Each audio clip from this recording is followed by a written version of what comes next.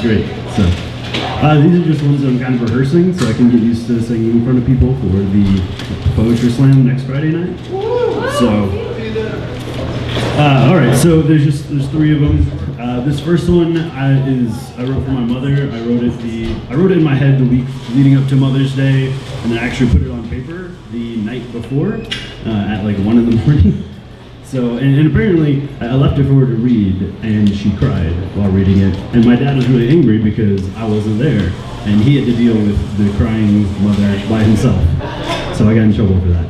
So here we go. I don't know, I'm not used to doing microphones. Fine, I'm gonna do it. Can everyone hear me well? No, you guys can't? I'll stay with the microphone. Just for y'all over there. Yes, I said y'all from the south. Don't hate. All right.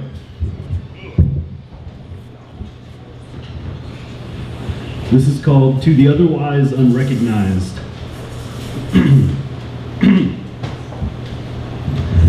There is a woman I know. She was born on what to most would be an irrelevant September day, but to me it is oh so much more. Her family never had much, but she never used it as a crutch to not excel. She did well, always fought above the belt, but life doesn't hold to that standard. And one day she was told to let go. To let go of that tiny soul that now rests behind her belly button hold. She said no. Thank God. Because I had grown to be a massive sod if I didn't know the example that's been set for me by that unabandoned soul. Because that's my brother. And even though all hope seemed lost, she chose to push through and accept the cost of her decisions. And then 4 years and 8 months later, they carved a hyperactive inscription to our family plaque.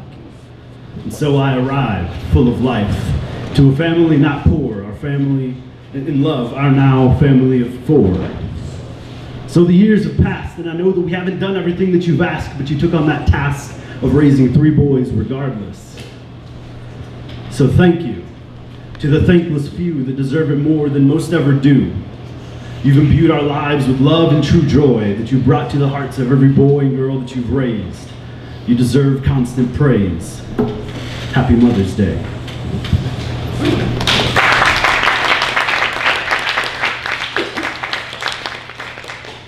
That's the only one that I'm not 100% certain that I memorized. So these next two I have.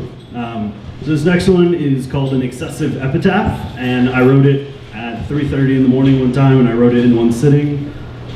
And I was actually really impressed that I wrote it because I had been struggling to write anything for like 3 months. So,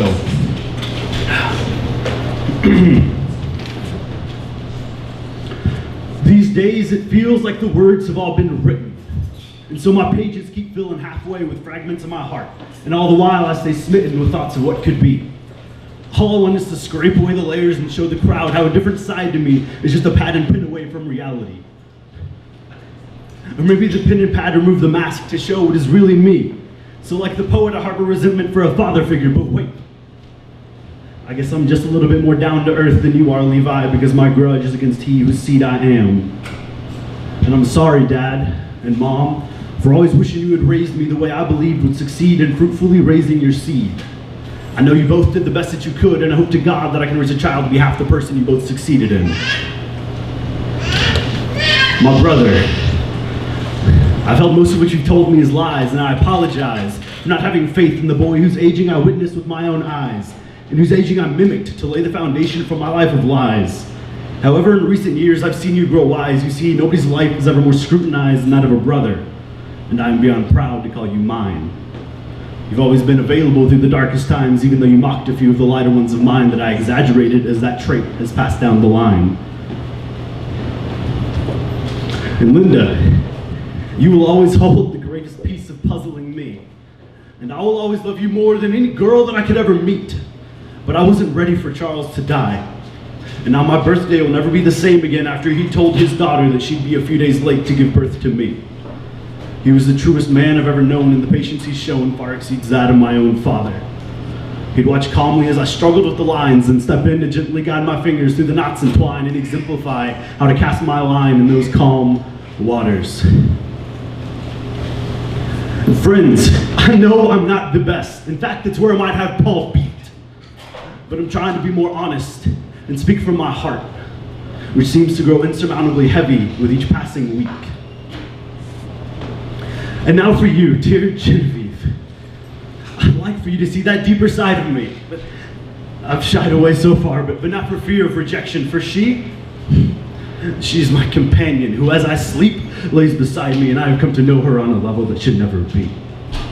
But that's where you come in, because even if this goes nowhere, you've been a breath of fresh air, a refreshing wind for my stale and choking lungs. You've reminded me of what it's like to laugh truly, and not just because you're looking for an in. You see, your genuine personality drew me in, and even if it comes down to it, I'd be more than ecstatic to simply remain friends. So maybe it just took time, or as if I had to uncross the lines that I put up in my mind, but I hope that this is taken in its kind. If you were looking for a sob story, I'm sorry. Instead, please take this journey on a life that is inherently mine. Even though I'll say that I'm fine, it's all another lie built up by a subconscious that fights every rhyme about joy found and convinces me that down is the only place I will ever belong. And some days it feels like I'm drowning. But others, I seem to hover, and I can't reach the ground. And right there between the two is a place that I fear I can never discover.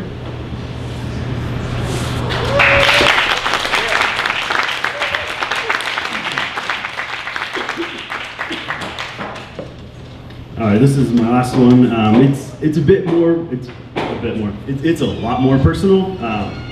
So there might be a couple times where I pause, but just because it's kind of tough to be saying this sort of stuff in front of people that I have no idea who any of you are, except for I know a couple of your names.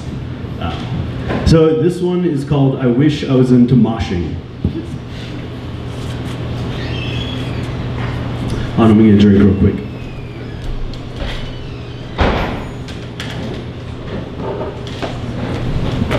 All right. Dear God, why did you fuck it up when you made me? Because I'm called Descending Warrior, yet I lack even half of the courage of the most cowardly deserter, and I don't even see a single back alley that I can escape through because I know there is no good they will do.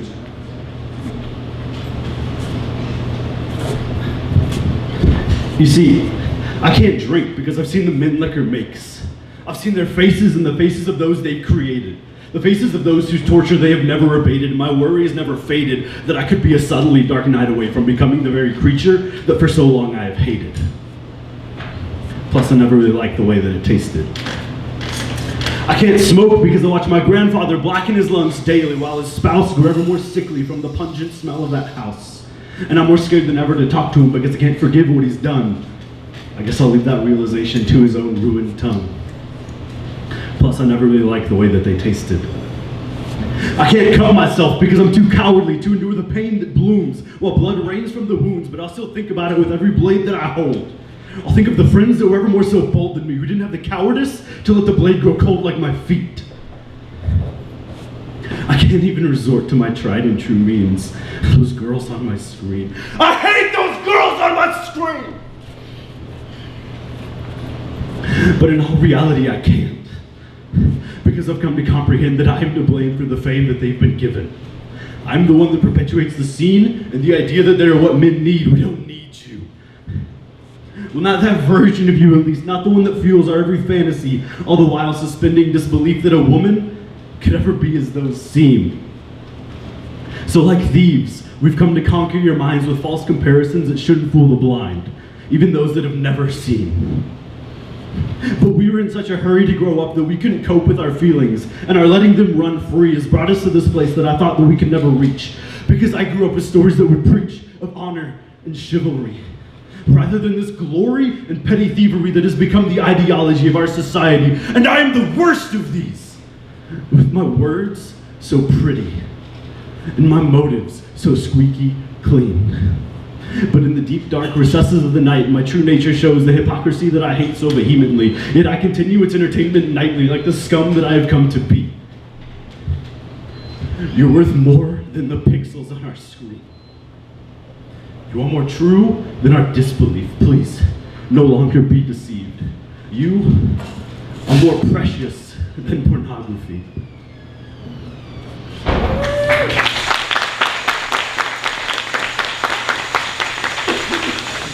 That was absolutely phenomenal, Ben.